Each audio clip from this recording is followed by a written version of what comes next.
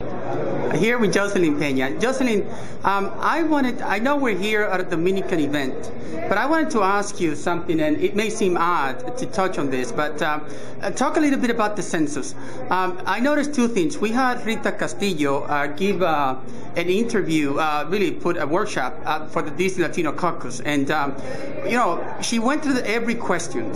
Question 8 or 9 were very, very controversial. People had a lot of questions. The remainder of the meeting was around those two questions.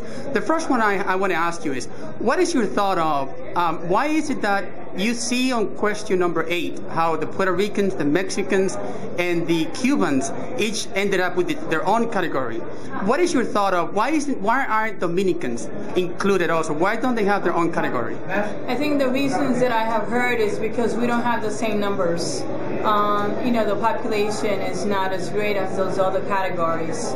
But I actually think that we should have our own box. I think there's enough of us, especially in the areas of New York, Florida, where we have a big Dominican population, and we also add a lot to the economy. Okay, yeah. Another thing also that was very challenging for people to understand is the question number 9, where after you determine on question 8 that you are Latino or Hispanic, and you sometimes, I suppose, classify yourself on your nationality, down below it prompts you to put a race. It puts, it's asking that you put white, black, or one of many other categories. What is your take on that? What do you think that Latinos should go ahead and also complete that additional question number 9 and define themselves? I think it depends how you define yourself. A lot of us are mixed.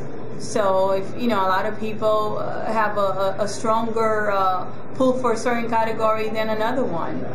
It's the term Latino and Hispanic. It's very confusing for a lot of people. And I think that, perhaps it should be simplified so that it's more accurate. And what is it that we have in common? We have the language, but in the culture. But it's also very varied depending on what part of the country you come from.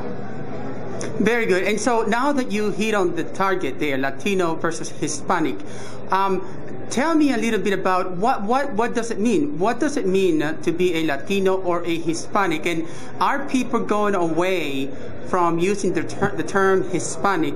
And is there some type of movement going on right now where Latinos or people who speak Spanish identify themselves as Latino and no longer Hispanic? Why do you think that is? And on a personal note, what do you consider yourself? That is a very complex question, truly. A lot of people feel that if you come from Spain, you give yourself a certain label.